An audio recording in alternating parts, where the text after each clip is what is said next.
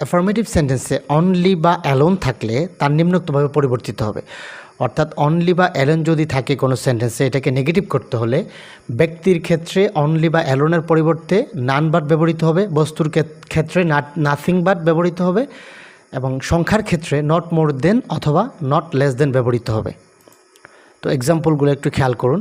তো প্রথমে আছে অ্যাফার্মেটিভে only he can play good cricket, এটাকে আমরা নেগেটিভ করব, যেহেতু অনলি আছে।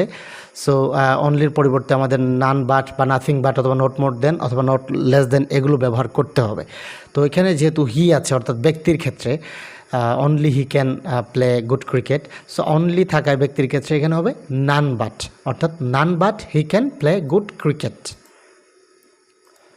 আরও কিছু এক্সাম্পল দেখুন, যেমন only the science students can apply for the post. তো এখানে সায়েন্স স্টুডেন্ট ব্যক্তি বোঝানো হয়েছে, সুতরাং এর পরিবর্তে